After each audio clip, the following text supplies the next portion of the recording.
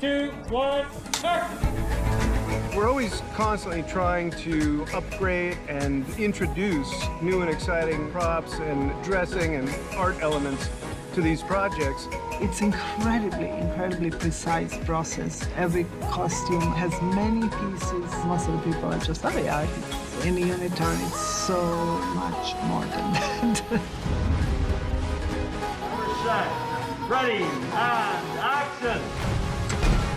We put zippers in a slightly easier position. So yeah, we made it a little bit more comfortable and easier to take off. And it was very funny when they were like talking to each other. Each of them was jealous of the other ones.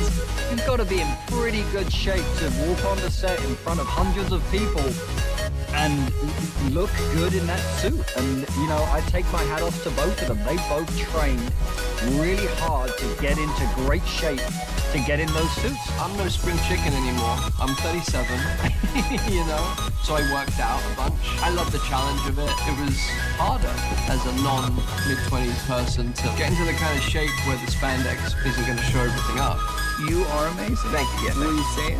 No, I can't really hear that. They have skull caps that are molded to their heads, so they are not wearing it just over their bare head. Those are intricate to make it as tight as possible, not to add to any of the volume of the skull necessarily, but keep the shape and the profile. And then we have a special costume when they are supposed to be without the mask, then it's, as we call it, a turtleneck costume, and then they are in a costume without a hood. All those hoods have a frame for the eyes to literally snap into them, and there are different kinds of eyes.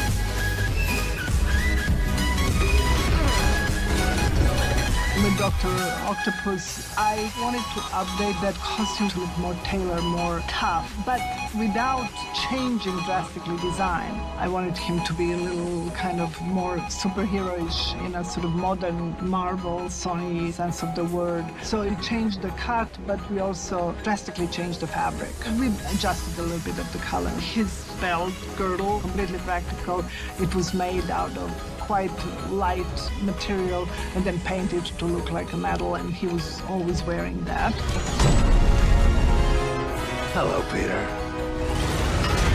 And then the back with his arms, we simply made holes on the costume that look like the arms burst out, and in those circles we just covered it with a blue screen. Because the tentacles aren't actually attached to, it's given me a bit more freedom physically, but it means that whatever we're doing, I have to be aware of them because they've got to be put in post. How we handle computer-generated props is that between myself and special effects, we physically make a prop that we feel that the design is locked in. We bring it to set, and after every shot we shoot, we do a lighting reference with the prop so that the computer graphics people understand where the lights were and how it should react on the set, where the reflections are coming from.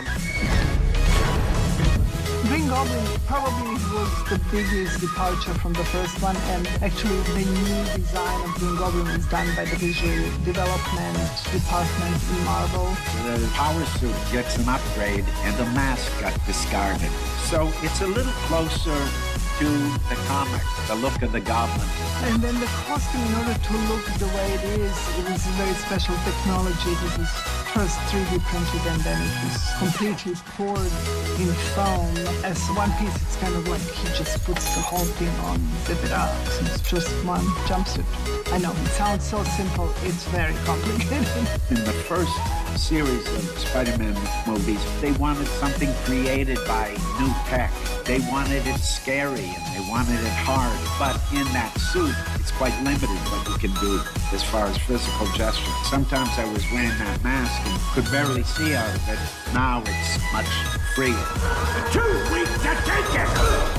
The glider that Green Goblin has and pumpkin bombs get reintroduced back into this because we wanted it to be as if time stood still. We were picking up from where we left off. Now, is there technology that we're introducing that wasn't in before? Of course there is. So you might see a weapon come off of Goblin's arm that he uses now in this film that he never had before, but it was part of his old technology. How you like the new?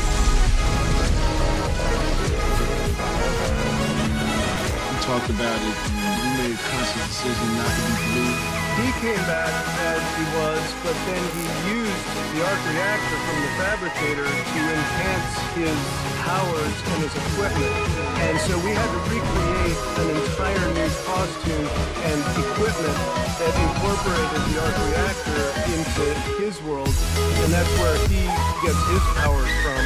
We changed him completely. And it was a very interesting way they changed him, because he goes from being a pure electricity to something that's a combination of the normal uniform that he actually borrowed from some worker at a power station, and then he sort of MacGyver the parts on it in a very, very complicated and cool way. This has a little more like feelings that speak to it. So I think the conscious decision to come back and have this look really makes your character be feel it. The whole thing is to make everything just 2021 cooler. After all these Marvel movies, everybody kind of spoiled visually. So we kind of had to live up to that. Make everybody look cool and be able to move. So if I achieve